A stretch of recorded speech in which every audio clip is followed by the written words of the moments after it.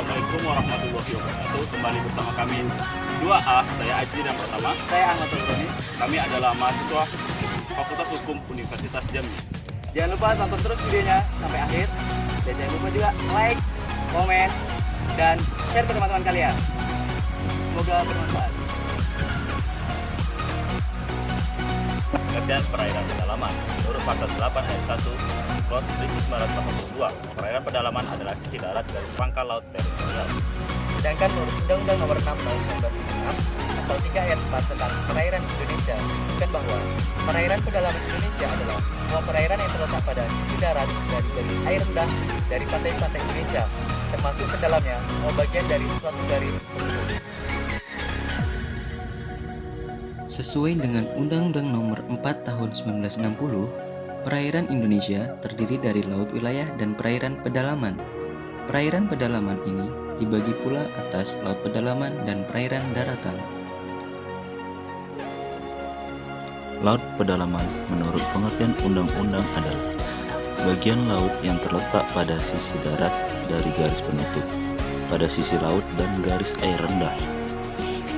Sedangkan perairan darat adalah segala perairan yang terletak pada sisi darat dari garis air rendah, kecuali pada mulut sungai. Perairan darat adalah segala perairan yang terletak pada sisi darat dari garis penutup mulut sungai.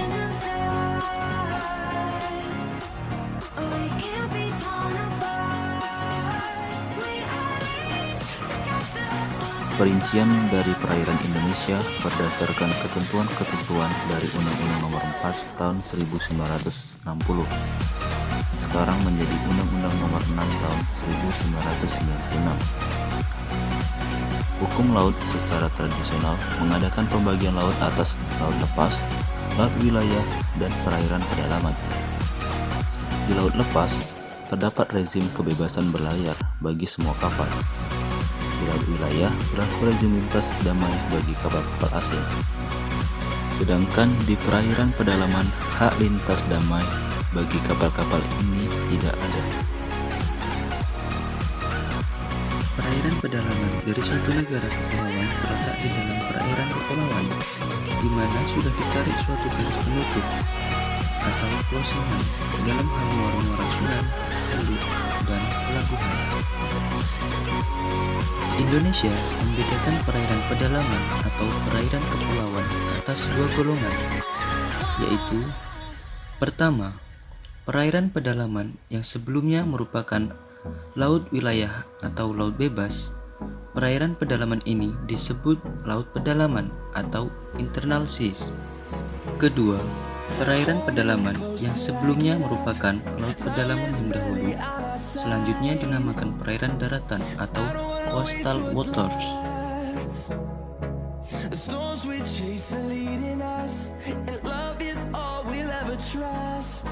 Di dalam laut pedalaman, pemerintah Indonesia menjamin hak lintas damai kapal-kapal asing.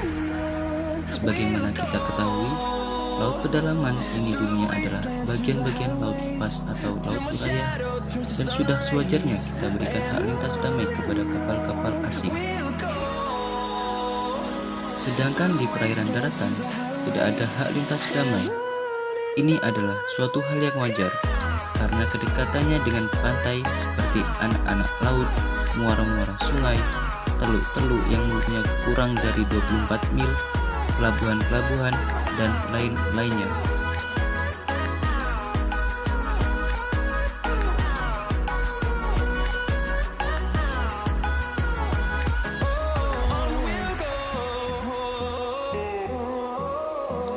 Sebagai tambahan, pemerintah Indonesia pada tahun 1985 telah meratifikasi UNCLOS yang ketiga tahun 1982 dengan mengeluarkan Undang-Undang Nomor 17 Tahun 1985 tentang pengesahan United Nations Convention on the Law of the Sea atau yang biasa disebut dengan UNCLOS yang ketiga.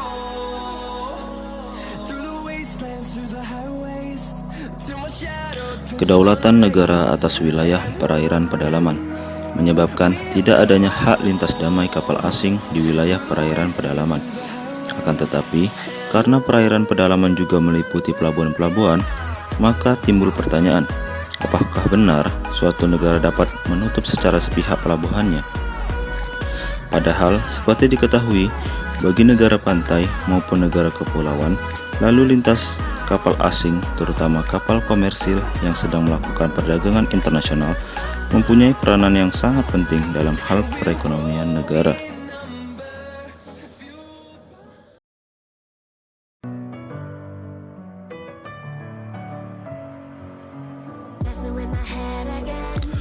Putusan Badan Arbitrase atas kasus Aramco atau yang kemudian dikenal dengan Aramco Arbitration 1958 menyatakan bahwa pelabuhan suatu negara harus tetap dibuka bagi pelayaran kapal-kapal asing tidaklah didukung oleh hukum internasional.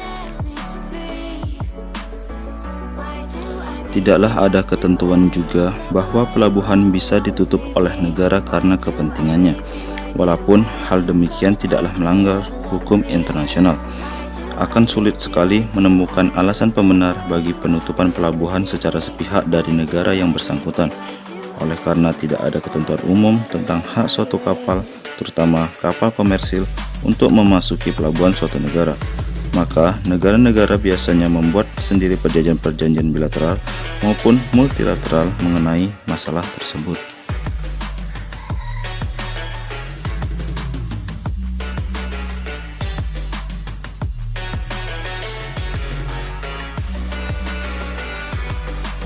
Akhirnya kami telah selesai menyelesaikan tugas kami masing-masing. Terima kasih sudah menonton video kami dari awal hingga akhir. Semoga video tadi dapat bermanfaat kepada teman-teman yang sudah menonton dan mengedukasi kita semua. Terima kasih atas like dan komennya. Semoga bisa membantu menyelesaikan kami. Maaf jika masih terdapat kesalahan dan kekurangan dalam pembuatan video kami mohon maaf. Assalamualaikum warahmatullahi wabarakatuh. Terima kasih.